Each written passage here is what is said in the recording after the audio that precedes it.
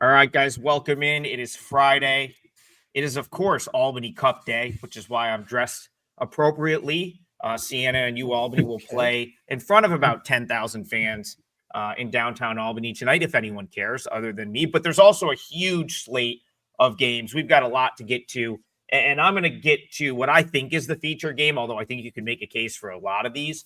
And guys, I have to say, I'm glad I didn't talk about these two games on this show yesterday, because I would have, at least I only ruined one video by talking about Texas Tech and Purdue, both of which I got completely wrong.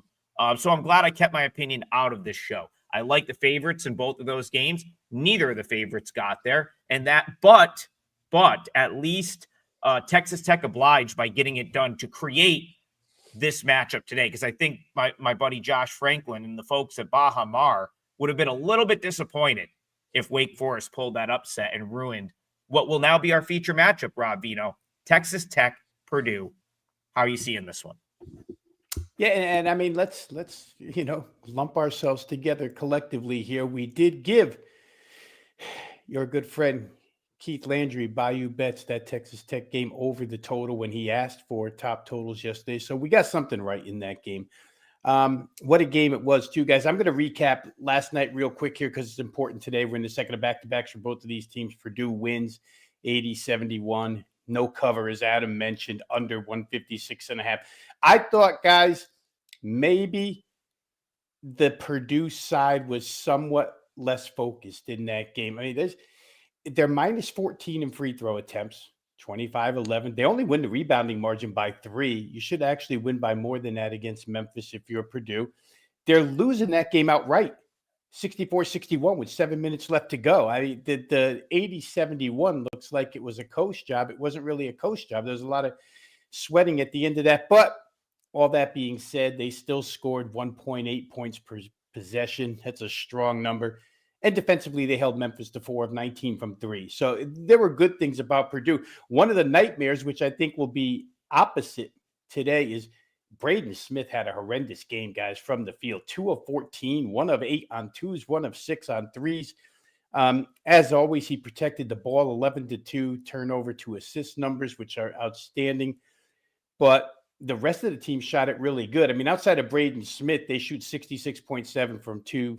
41.6 from 3. So I would think that with the rims and his sight lines under control now after 40, well, he almost played 40 minutes. I would think that Braden Smith probably has a better shooting game tonight.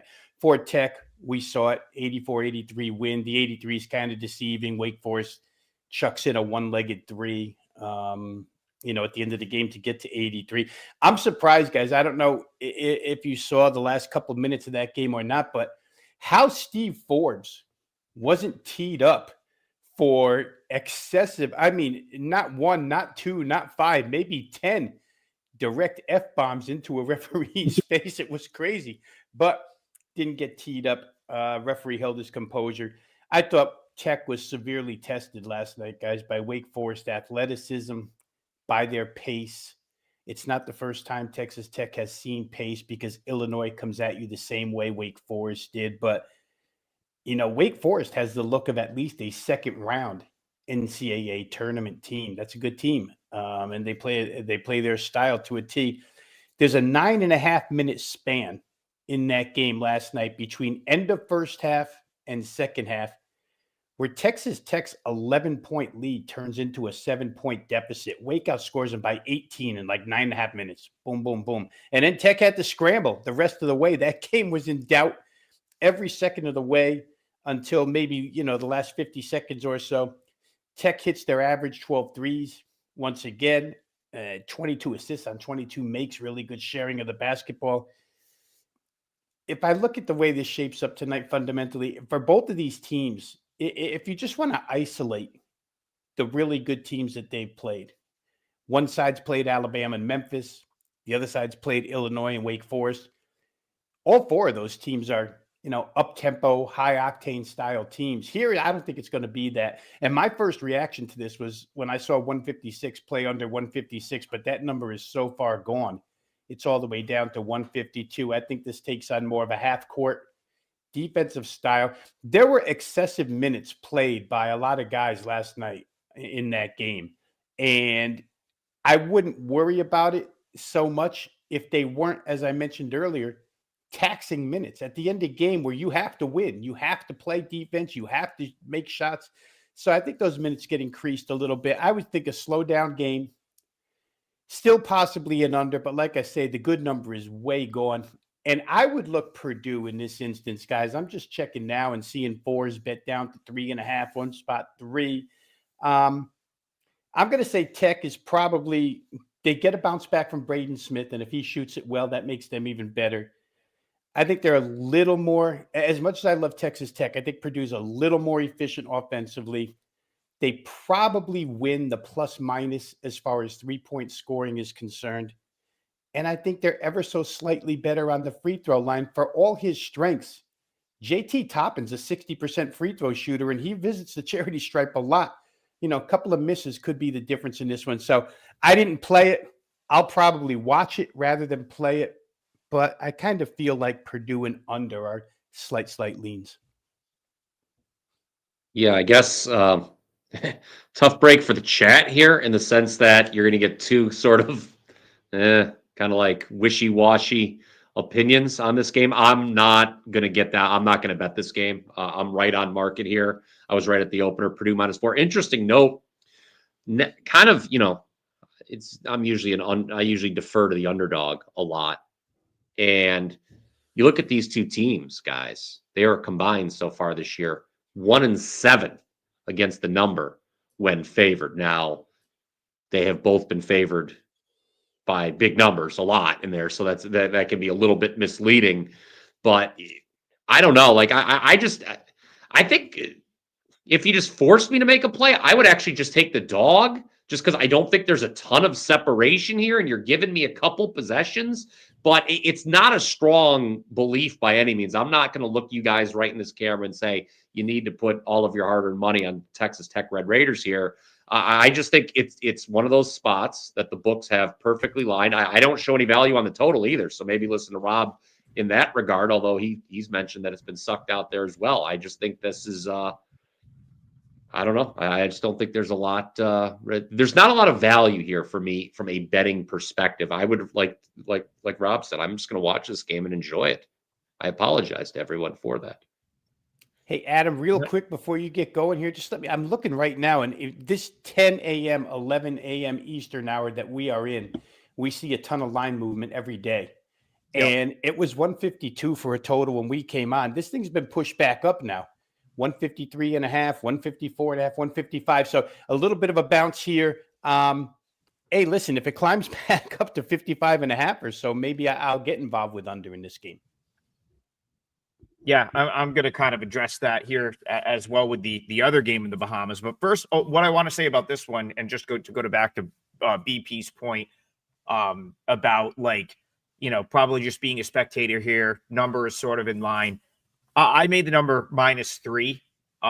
If 2 weeks ago I would have been like all in on Texas Tech in this spot, I talked about how high I am on this team yesterday, but unfortunately, I have eyes, and I watched last night's game, and I watched the Illinois game, and I got to just be, you know, honest with myself. I think I came into the season maybe a little bit too high on Texas Tech.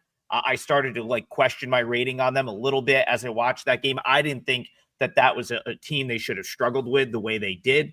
And then you go back to the Illinois game where they were really second best in that game the entire time, kind of like snuck back in, and I think got within maybe some numbers, not all. I believe they lost the game by 4, but if you watched Illinois Texas Tech, I mean, they were never the right side in that game. So one thing I will say, as I sort of make the parallel to the next game we're going to talk about, Purdue struggled with Go ahead. Oh, no. I thought when you said I'm going to go to the next game, there was one more thing I wanted to add. But go ahead. Yeah, all I was going to say is Purdue struggled with Memphis's athleticism much more than I thought they were going to in that game. I didn't think Memphis was going to disrupt Purdue the way they did, but they did. So it's like, again, a lot of it's matchup based. I'm kind of in line with the number, and because I can't like confidently back Texas Tech, I gotta get out of this one. No play for me. The one thing also from the Purdue side is Memphis only hit 4 threes last night against them. Like, you got to think that Texas Tech is going to be a little bit more prolific from distance than Memphis was. So that's kind of another reason why maybe it's a slight lean towards taking the points here. But, again, it's not enough for me to actually make a bet. Sorry to throw a paragraph. Go ahead, Rob. One last thing here, guys, real quick here. And I know as we get more results, we can lean on this stuff a little bit more. But I think in the beginning, I thought, from my analysis, I started with maybe Purdue was somewhat less focused. I went back to that Oakland game where they only won by 10 and they were playing Alabama next. And I kind of used that Oakland result as a reason to play Alabama. But maybe Purdue wasn't focused for that Oakland game either. And here we go with an 80-71 game where they're 14.5-point favorites and they barely, they don't cover the number. They never really cover the number. And maybe it was just a bit of unfocusedness, because that's not even a word. I just made that up. Unfocusedness. Look that up in the dictionary. To come back and beat Alabama the way they did on the road in Alabama shows me that maybe this team has a switch they can turn on and off, as opposed to what you're saying, Adam. I agree with you that Texas Tech maybe a little bit of a downgrade, but maybe also real quick an upgrade for Wake Forest. I think Wake Forest showed me some things last night that I didn't think they had in them. Yeah, that Michigan result for Wake Forest looks like less of a fluke now. I want to acknowledge something Matt says in the chat. He said the chat's been on fire the last 2 days. Called for some money line on some big dogs. Penny, I can't read. Excuse me. Penny never let me down as a large dog. Memphis covered, and he said, "What can we say about Arizona State?" Was actually the only client play I won yesterday. Cal Poly, my guy Keith Bayou Bets Landry. Thank you. It was a great call. I saw that. Yeah. Yeah, he texted us that when he loved Cal Poly yesterday. They won outright, and then Wake Forest covered. Tarleton smashed Rice. As someone that's really tuned into Tarleton, I have to say that was not something I had. I kind of leaned the other way, but Dior Johnson, 29 points off the bench. So yeah, shout out to the chat. We have like the smartest chat out there. We love the comments. I read every single one that you guys put on the replay. So head on over to the replay if you get a chance, and we'll chop it up with you guys in there. Go ahead, Brian. Yeah, one last point on this Purdue Texas Tech game.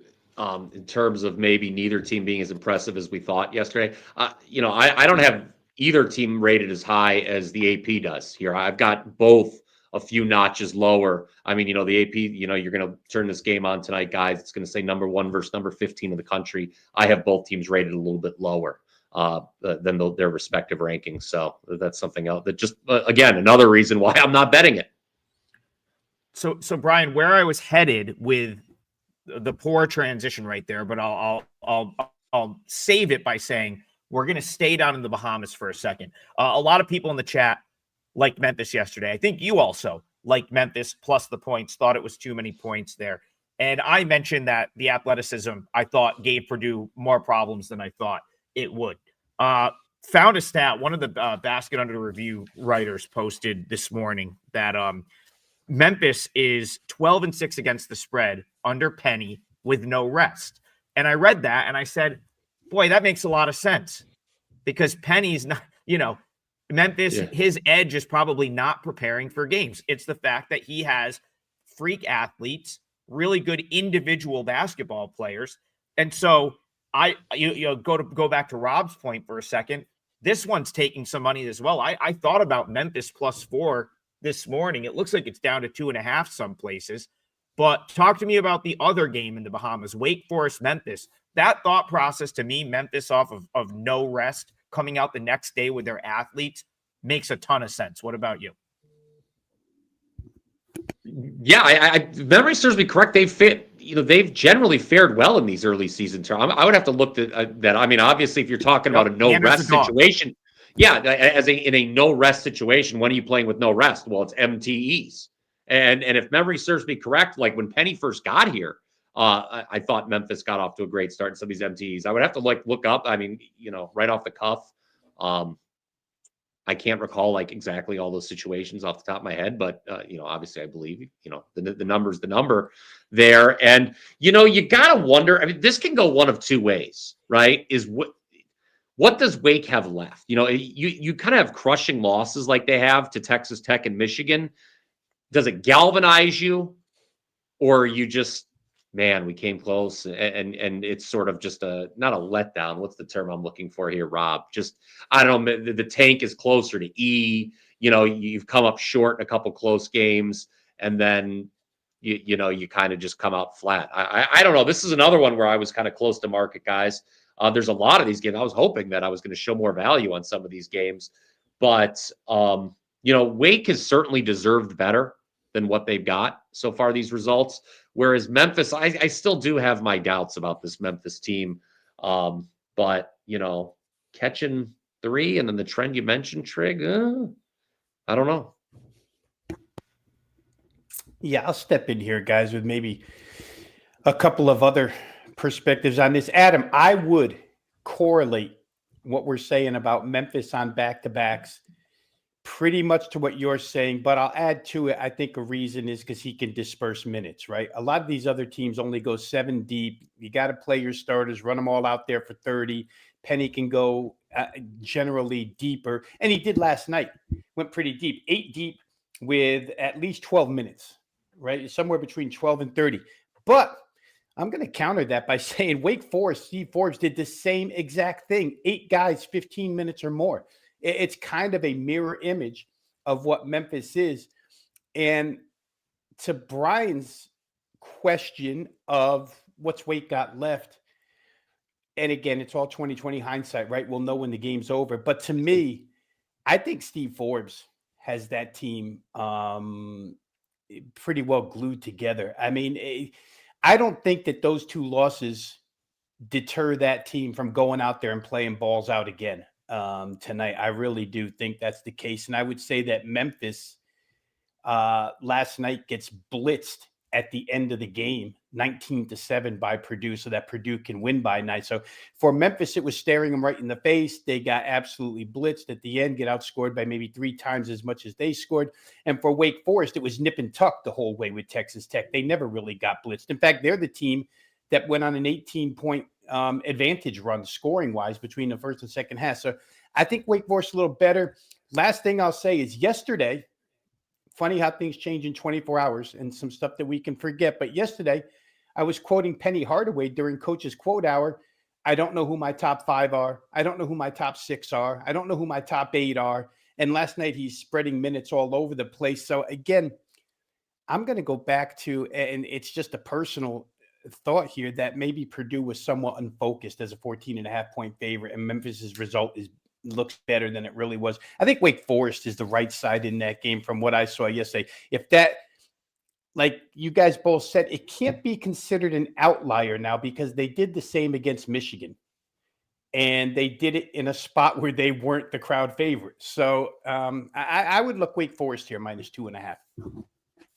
Just the flip of what we talked about in the last game with those 2 teams, Purdue and Texas Tech, not, having good results for bettors as a favorite. These 2 teams, Wake and Memphis so far, perfect 4 for 4 combined when they're in the underdog role. It's just a situation that I look at 2 desperate teams. You have a Wake Forest team that's 2-2 with 2 1-point losses.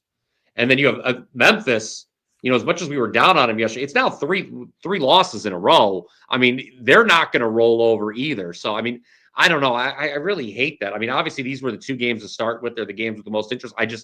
I hate the fact that I just have really no strong take on either of them. But they're really hard games to bet. And I apologize. Hopefully, we can. And Adam, get some real other quick, ones just here. speak to their. I mean, Memphis has talent. Speak to their talent. I just don't think it's cohesive as of yet. Yeah, let's move it along. I feel you there. They're great games to watch. Maybe not the best games to bet. Let's go to Jay Buff. I know he was out in Ithaca late last night at what looked to be the game of the day until Troy USC said, "Hold my beer." Late last night, went to like 3 overtimes.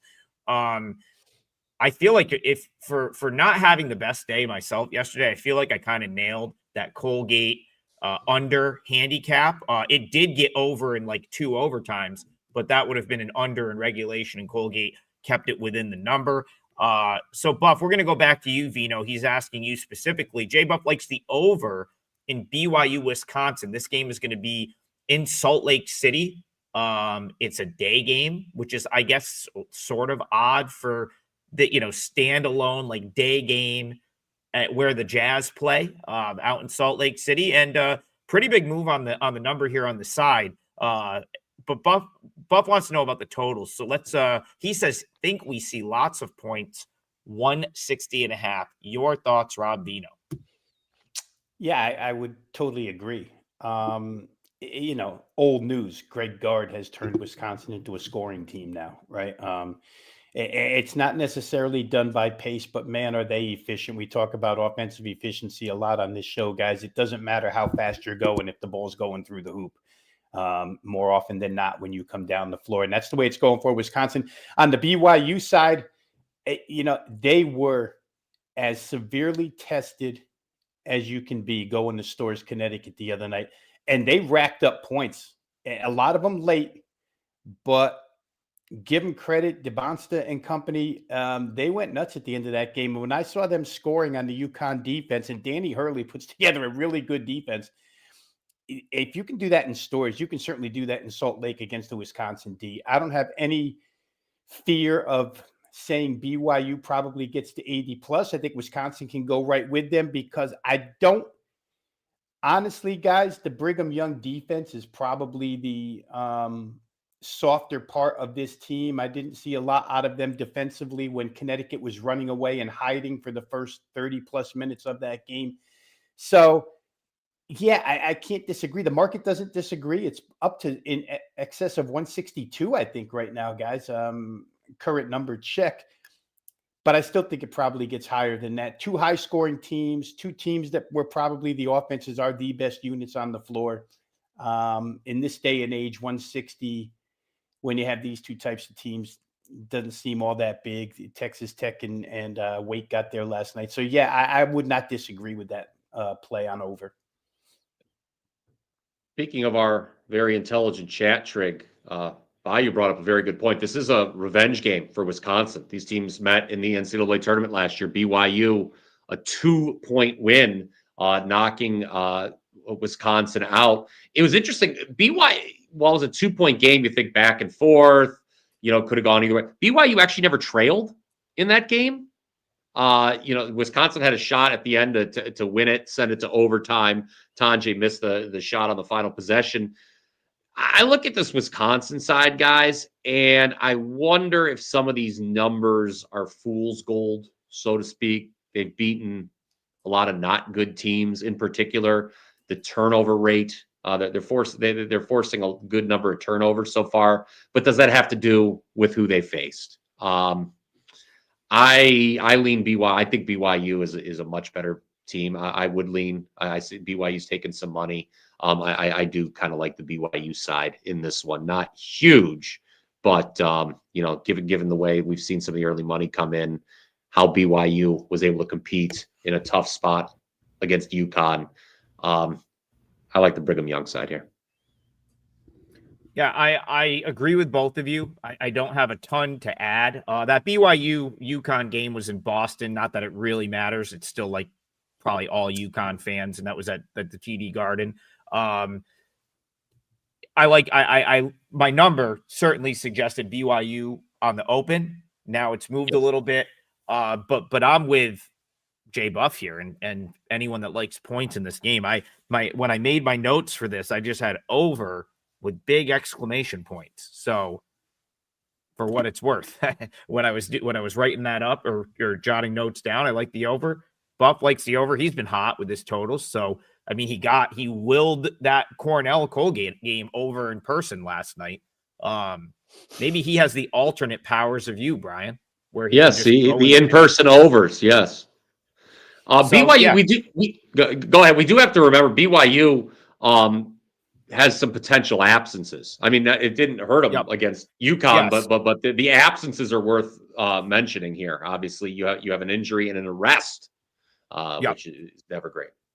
Yeah, that's actually was also something I noted. Kebakita, I believe, is the one that could be out, and then Kennard Davis is likely not playing. He was the one that got the DUI arrest. So that certainly, I don't know if it's appropriately reflected in the number now that it's moved, but I don't really want to bet against BYU here. So like, I mean, do we give BYU the full? You talk about how BYU it was in Boston when they play UConn. That in Salt Lake here. I mean, that's do you still? Oh, it'll be all BYU fans. Yeah, obviously it's gonna be all BYU, but do you still give them? You power rate the game. Do you still give them a full 3 then for the home court advantage? Yes. I mean, it's not a major.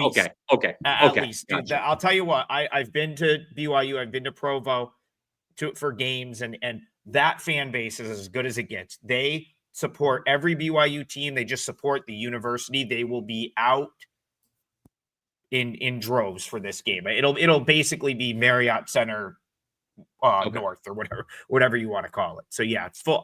Last thing, real quick, guys. Yeah, I'll bang in here real quick with a key to absence in this game.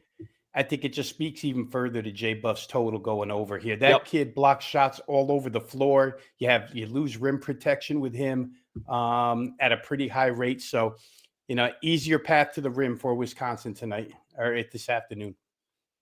Yeah, that's a great point, Rob. That only should mean more points in this game. I like that call right there. All right, couple people in the chat want to talk about this one. I'll start with Brian Power. I have an opinion here too.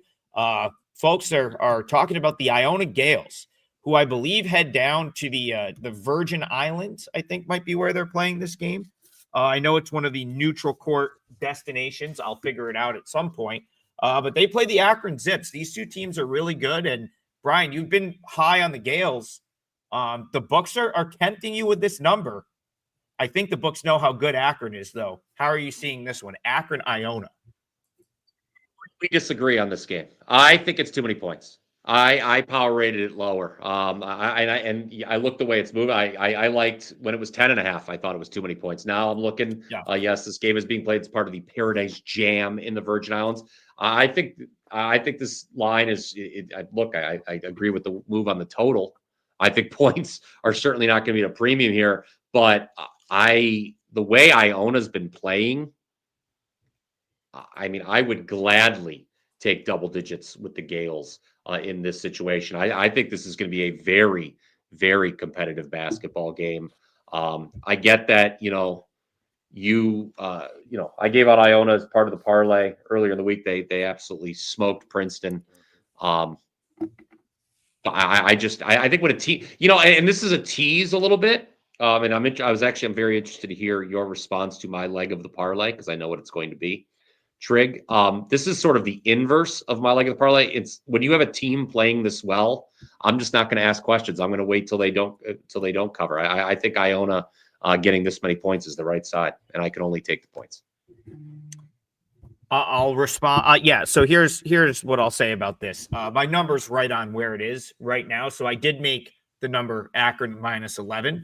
Obviously, no value on Akron because it is 10.5 or 11. So I don't see like any sort of real, edge for Iona, but I don't think there's any edge for Akron. What I will say about this game is at some point, Iona is going to have some shooting regression. Could it be here in the Virgin Islands? Yes. Could it be against Akron? Yes. Would I be surprised if this is finally where Iona maybe lays an egg? No. Do I have any interest in betting against this Iona team right now with how hot they've been and how well they've played? Absolutely not. So I've got nothing else, and I'll see if Rob wants to chime in. If not, we can move on. I can't do anything at this number. Go ahead. But I'll start the parlay off if you guys want. You know what? Absolutely. I want to mention. Let me mention one other thing real quick because we talk about how well Iona's been shooting the ball. Trig. We also need to mention number 1 in the country in 3-point percentage against. Teams are hitting less than 20% from downtown against Iona. That is something that probably is likely to regress sooner rather than later. You're not going 2 months, even 1 month with teams shooting less than 20% from 3 against you. Yeah, go ahead, Rob. What are we starting the parlay off with? Yeah, let's go to tournament action, guys. And I'm gonna, if it ain't broke, don't fix it kind of thing, right? Team totals have been good to us in the parlay for the most part. So I'm gonna go to this Charleston Classic and go pick on one of our favorites to pick on right now, which is Xavier, and take the Georgia side team total over 87.5. Of that. Couple of things here. Georgia's playing at an incredible pace under Mike White. Richard Pitino likes that pace. His team isn't really equipped to compete at that pace as of now, but they'll still fall into it. In my estimation, they fell into it, got a little full of themselves against Old Dominion the other night, 99-69, shot the ball a little better, but that's a 168 full game total. Against Iowa, a good shooting team, gave up 81. Against Santa Clara, 87. And neither of those teams, and real quick here, Ben McCollum is the coach of Iowa. 81 for Iowa, 87 for Santa Clara, and none of those play at the pace that Georgia plays. And Georgia is shooting incredibly good around the rim, 9th in the country inside the arc. This game's going to take on a real high possession type style, and Georgia's going to make shots against the Xavier defense, which honestly hasn't been real good this year. So to ask Georgia to get to 88, the way they've been playing this year, even on foreign rims, and foreign meaning different than what they're used to playing on. Not a lot of games played by them here in Charleston, but I think they'll make shots, guys, and I think they'll score points. They've gone over this number, the 87.5 that we're asked to get to tonight, every game but one. And in that game, they got 87. So for me, first leg of the parlay, Georgia team total up and over 87.5. Yeah, I like this Georgia team. I talked about it earlier. Yes, I talked about it earlier. Yes.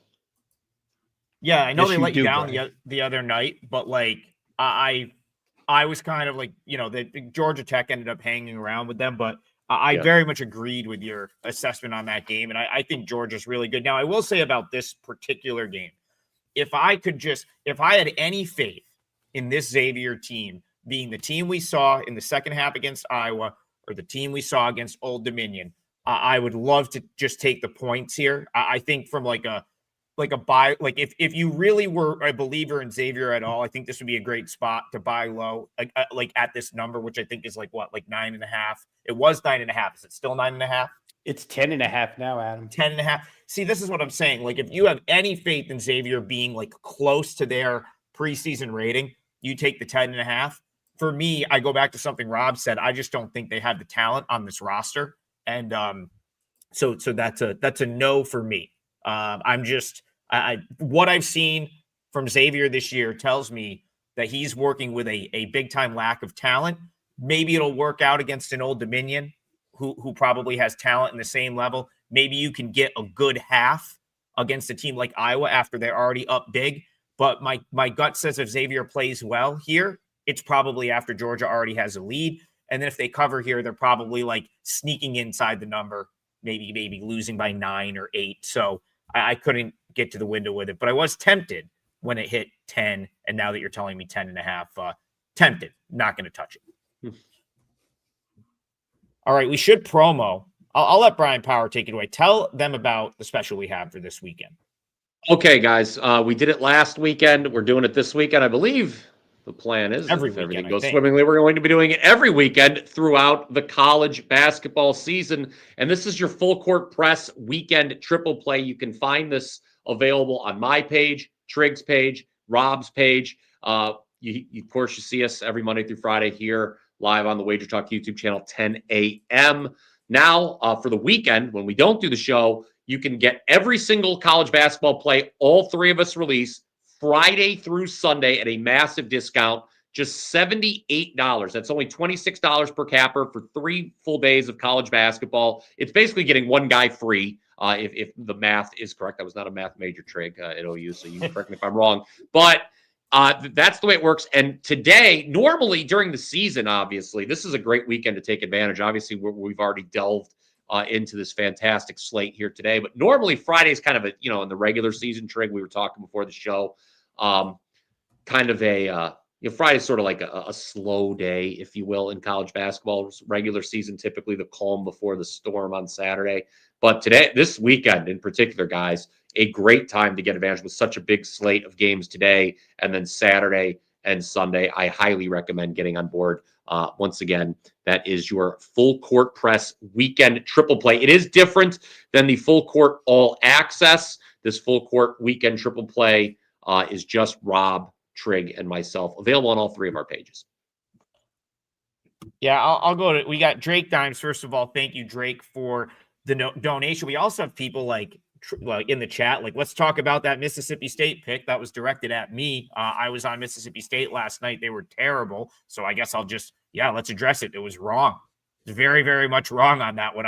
And what I'll say is, like, so a couple things, and I'll lead it into let's talk about Drake's game with Kansas State and Nebraska, which will also be in Kansas City. The continuation of that little mini MTE out there last night. Two things I took away from the K-State Mississippi State game was Kansas State's offense is like, they might actually be pretty good.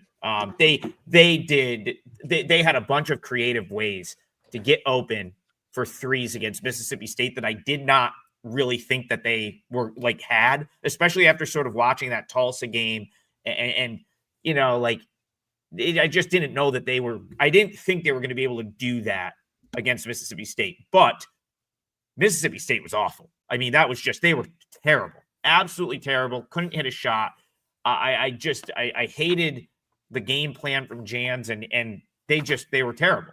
So the question is this, you still have Kansas State while they have a nice win last night. This is a team that still gave up 96 points to Cal and nearly let them come back after having a huge halftime lead. They still gave up 83 to Tulsa and should have lost. If you missed the end of the Kansas State-Tulsa game, K-State needed 6 points in the final 45 seconds to win that game by 1. I know the final score of this one looks good, but they were still trailing a bad UNC Greensboro team at halftime.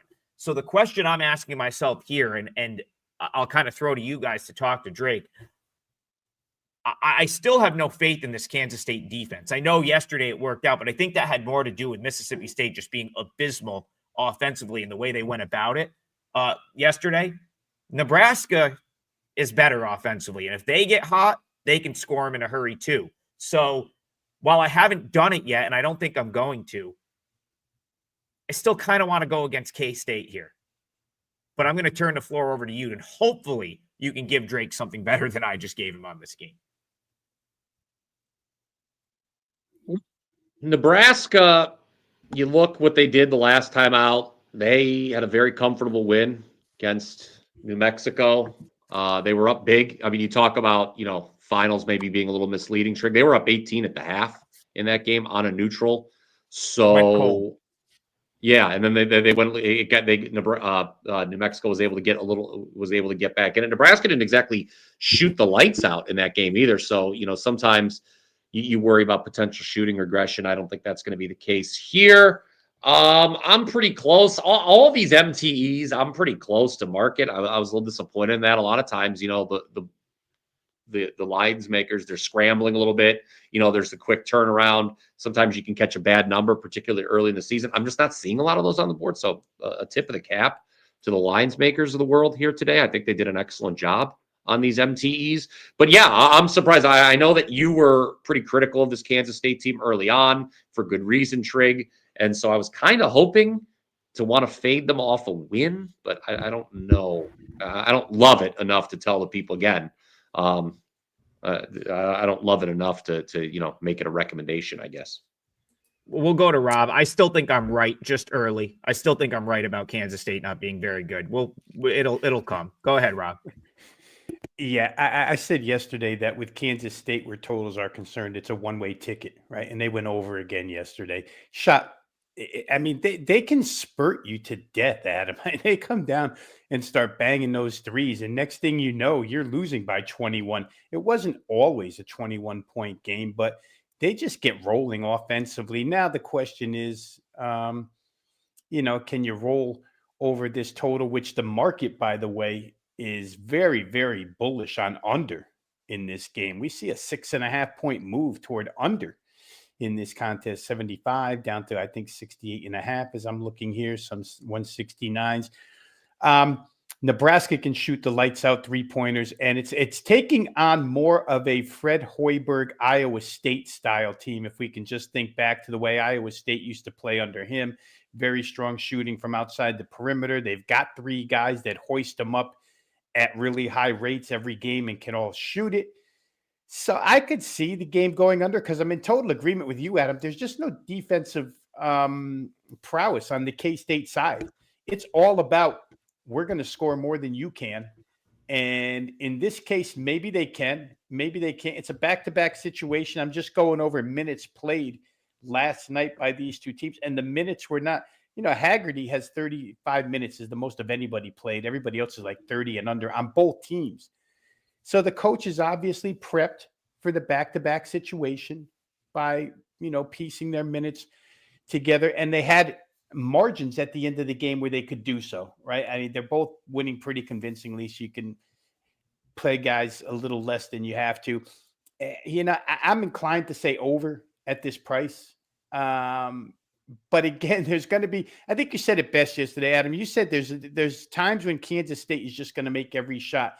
But with that being said, there's nights where they're not going to make every shot either. And when you have to get to 170, 85 aside, still a little bit tough to do. But I would lean that way here with these two teams.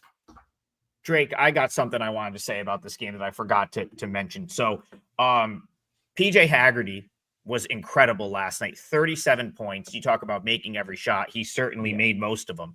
13 for 21 from the field. 37 points. The broadcast said nothing about this, but he clearly came off toward the end of that game, like holding his hamstring. Now, I couldn't tell because, again, I don't know how you've got 2 guys calling a game and you see the dude holding his hamstring limping off and no one even mentions it at any point, which is crazy to me. But on 2 occasions, he came off, he was holding the hamstring. I was trying to look. I was like, man, is he cramping up or is he holding his hamstring? If he were out, I would love Nebraska here because he is, like, in my opinion, very much the straw stirring the drink for Kansas State right now.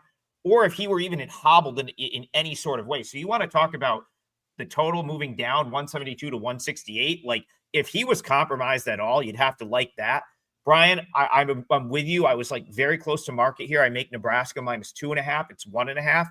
But boy, if we could somehow find out that Haggerty wasn't 100%, I'd like Nebraska a lot more if that was the case. Yeah, and real quick, I think I'm ready for my. Oh, go ahead. I was just going to say the fact that he went 35 minutes might lead you to believe more cramping than hamstring. But, those injuries that guys can play through during games, sometimes after games, develop, swell, whatever, cause more issues. And maybe there is an issue there. So we'll have to check through that. Go ahead, Brian. Yeah, and no rest. No day off. Almost any other time in the season, you go hard for 35 minutes, you're cramping up. Let's say it's a cramp. You got a day to rest and recover. Not today. You get to play Nebraska, what I consider to be a superior team to Mississippi State. Brian Power, take the floor. It's yours. What are you looking at for your parlay? Northern Illinois isn't very good, but guys. You cut out there for a second. Can you just say that again? Yes. Okay. I understand. Let's say it even better this time. I understand, guys. Northern Illinois, not that good. Okay. This is not a team I'm normally looking to bet. But if you want to lay double digits right now with Loyola-Chicago, I don't know what to tell you. Loyola-Chicago is the worst ATS team in the country at 0-5. And I don't have a lot of nice things to say about that. R.I.P. Sister Jean. Okay, I don't know though. Apparently, this team is in shambles right now, gang. They lost to Mercyhurst College. I gave them out last week, or I faded them. Or I played against them last week as a client release at Wichita State. They lost that game by 21. Since that time, they've lost by 13 at home to Colorado State. This is their only win. Loyola-Chicago is by 3 against a Cleveland State team that stinks. I don't think Northern Illinois is demonstrably worse than Cleveland State right now. I power rate this game way lower. I'm in the single digits here. I didn't understand the initial line move at all. It went up to 14.5 when the show started. I see there has been some buyback on the Northern Illinois side. We're down to 13.5. Guys, anyone who's followed me for any length of time understands that I'm always trying to buy low. Okay. I have a contrarian nature about me. I don't think it's time to do that with Loyola. There are some teams in college hoops where I just think the books are slow to react. Loyola is just way, way worse than I don't think there's a single team in America out of the 364 that has been more that has fallen further short of the odds makers mark than Loyola-Chicago. Obviously, there hasn't been. I talked about at the outset. They're the only team in the country that's 0-5 against the number. They're not winning this game by 15 points, guys. They're just not. I don't think that. I wouldn't bet on them to beat anybody by 15 points right now. Northern Illinois plus 13.5, my leg of the parlay. Yeah, is that what it is right now? 13.5? Yes. Yeah, I mean, as someone that has got burnt on Loyola-Chicago a couple of times, I'm gonna kind of co-sign that. Like, I've watched most of Loyola-Chicago's games this year so far, and like they're clearly like the outlier where you almost have to just throw away their preseason rating at this point. Like they can't get to the rim. They take a lot of threes. They're not making them. It's turnovers. It's poor defense. Like you have to, like, maybe they'll figure it out at some point, but I would need to see something before. I think that. So people in the chat saying, don't be afraid to sprinkle the money line there. That's aggressive. Well, that is the 14.5 point dog. What is that on the what is Northern Illinois on the money line? About plus 750. I'm seeing on the money line there. Yeah, it's crazy how quick things change too, guys, because Drew Valentine, all of a sudden, there's a lot of chatter out there about maybe he's going to lose this job. The way they've gotten off to this start, the one big game right after the death of Sister Jean, and then nothing the rest of the season out of that team. So Northern Illinois, it is plus 750. And he should, like, he really hasn't been great for them ever since he took over for Porter Moser. I feel like he's been kind of like a net negative as a head coach. So I would have no problem with them moving on from him. Okay. We have 13 minutes left. First of all, people are like, you don't recap the parlay. I not recap it, like recap the prior day's results. I recap it every day. We were up 15.22 units going into after the first week. We went on that great run. We haven't hit one since. So very simple math. There's been 9 shows since then. 15.22 minus 9, 6.22. But guess what? We're still ahead. And that's the thing. Like, we might go 2 weeks without hitting one. We might hit 2 back to back. I will say this: we keep hitting 2 of 3. So hopefully you're benefiting from it. We fell 1 point short yesterday again for, I think, like the 4th time, which is crazy. Yes. And we're still ahead on the parlay. So yeah, there's only been 3 days. There's only been 3 days out of 14 where we haven't gone at least 2-1. Just if you bet them straight with the 3 legs of the parlay. Yes. And just to recap, you had UIC was the one that fell half point short. Then I had Tennessee State. That was, as expected, a hold your butt cheek situation at the end of the game where you're like, please, Tennessee, just give up on this game and go home. Don't shoot threes anymore, please. And then Rob had the Miami team total. Great call. That was a great call. Yeah, that was the best play of the bunch. I was kicking myself since I agreed with Rob's assessment so much that I didn't like just lay it with Miami last night, which I think, like, based on that made a lot of sense, and they ended up rolling toward the end of that game. I think they covered pretty easily when it was all said and done. But I'm still feeling generous. I'm still going to close this parlay out with a client play for you guys. I have a couple of them up. And while I'm talking, I'm going to ask Brian Power to get me a current number on Davidson Boston College. This is also in Charleston. I actually think that this one is earlier as well. So apologies if you catch this show late. But if you caught the show late yesterday, you probably hit the parlay because your two teamer would have hit. My loss was out of the way early, and I'm kicking myself. I should have just put Ford a minute like I was going to originally. That would have made it win. But this is going to be an earlier game. It's part of the MTE down in Charleston. It's Davidson, Boston College. I played Davidson plus 1.5 for clients. I think they're probably favored at this point. So I'm just going to use Davidson money line in the parlay. Yeah. So what am I getting for a Davidson money line right now, Brian? Davidson money line, let's call it, you can get minus 115 FanDuel, minus 118 DraftKings. You can call it minus 120. Minus 115, minus 120 is fine.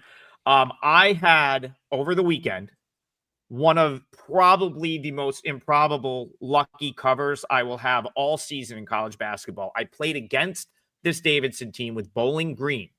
I was getting 5 points. Davidson had a 19-point lead with 2 minutes and 11 seconds left in the game, and they only won by 4. It was as crazy of a last 2 minutes that I think you'll see for a cover all season. Think about that.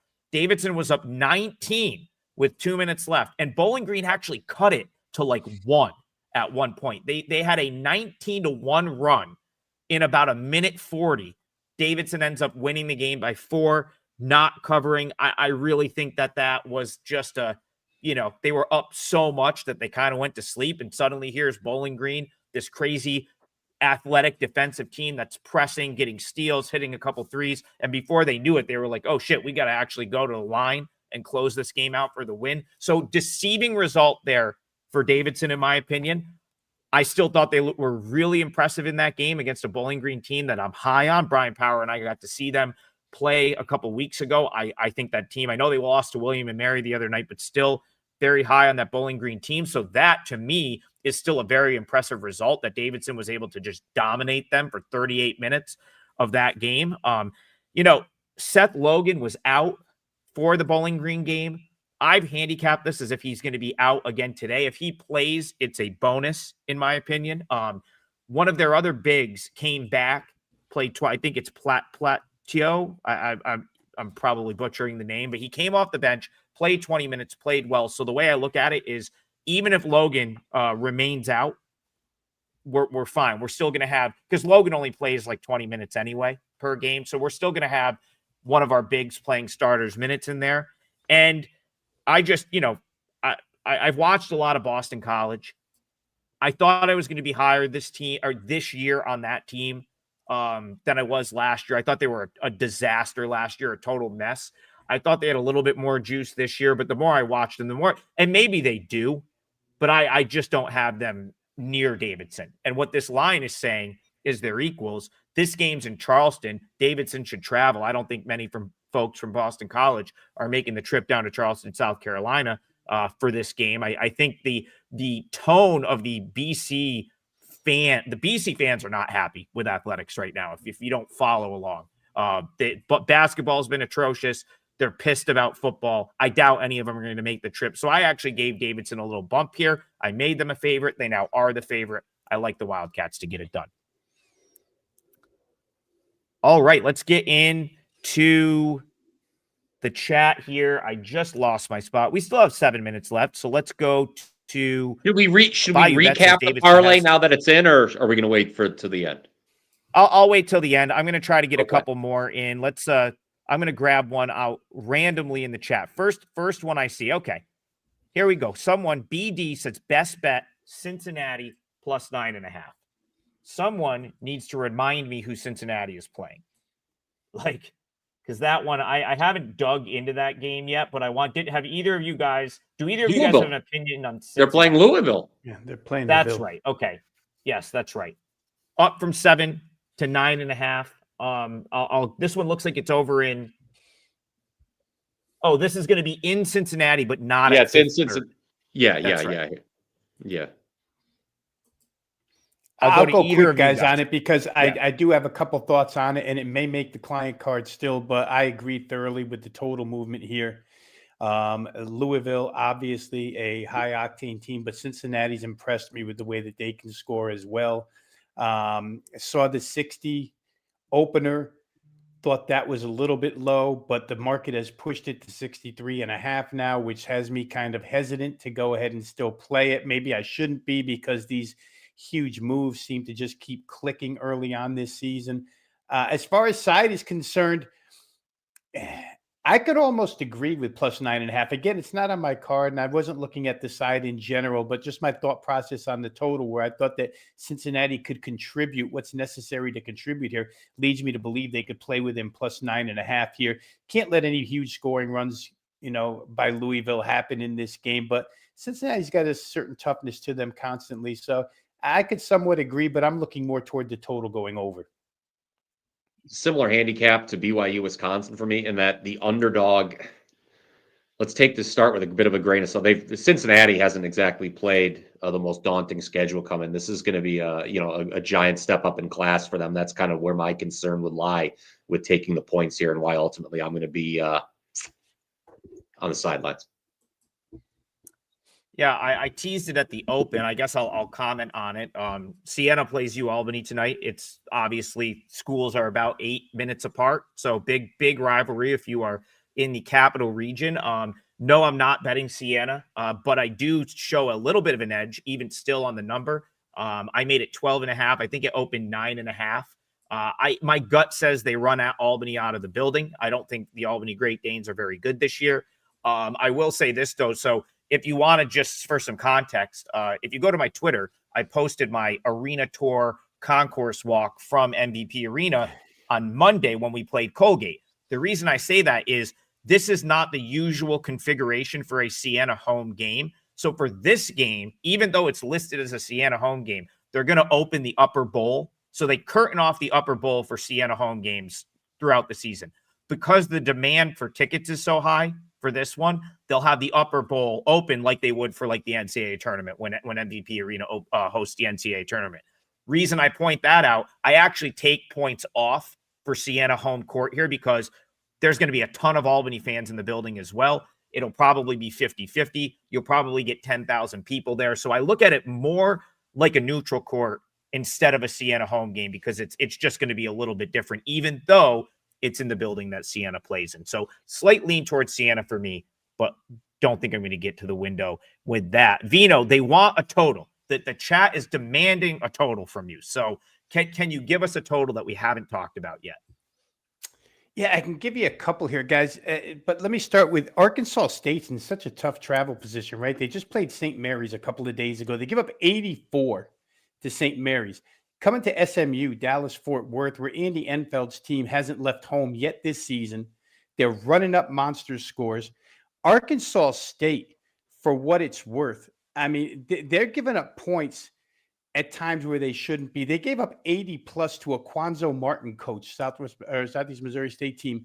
I don't think that they can, with the travel schedule, I don't think they can defend SMU. My first look there was team total, but it's 94.5. It's hard for me to say they'll get to 95. They could lose interest. They're an 18.5 point favorite, but I would look at some form of total there. And then lastly, Adam, for the late night people, I'll go to the Sacramento State, California game where the number's been pushed up to 155.5. I think that's an all-out under. Both of these teams want to get out and run again. They both had to suffer through playing Presbyterian within the week, the slowest paced team in the country. Sacramento State prior to that was playing quick with everybody. Cal, you saw the Kansas State game. You know they'll go quick, especially against a team that's not going to play a lot of defense. So I think we're getting a really good value price on Cal Sacramento State over simply because of the results, recent results that look, you're playing games in the 60s. Oh, we'll chop this total down a little bit and put it up on the board for you. So attack it, guys. That's the way I look at it. Guys, I know there's a lot of games we didn't get to. This is a loaded Friday slate. So if you're looking for more than what we've given out in the past hour, check out that special that we've got that's going to be for this weekend. It's the three of us. It's every play that the three of us make in college basketball Friday, Saturday, Sunday, discounted rate. I promise you will get a whole bunch of different games than the ones that we talked about in there. Anything from you, Brian, before we close it out? And then just wanted to add that promo, of course, available on all three of our pages right now. If you just scroll down, you can get it. Again, yeah, like Trick said, every college hoops play that any of the three of us release this weekend, you get it for one low price. I will answer 2 more questions quickly as part of this recap. Someone asked, what is that Davidson play for you, Trig? It's a 3%. It's probably what it'll stay. So 3% client play for me. And someone asked, any day games? Davidson's a day game. So you've got a one of my client plays that tips off early. And as we recap the parlay, my leg of our parlay, Davidson on the money line, got it at +1.5 for clients. I'm fine with it at Davidson -115. And it will knock the parlay down to +580. We have no problem with that. Hopefully we can get a parlay winner to close out the week. So I went Davidson money line. Brian Powers going Northern Illinois +13.5. And then we have Rob Vino, Georgia, team total over 87.5 in their game against Xavier. That's your 3-teamer for today, +580 odds. Hope you have a great weekend. Hope you join us on that special because I know we're firing all week and there's so many good games. And regardless, we'll be back here 10 a.m. Monday morning. Have a great weekend, everyone.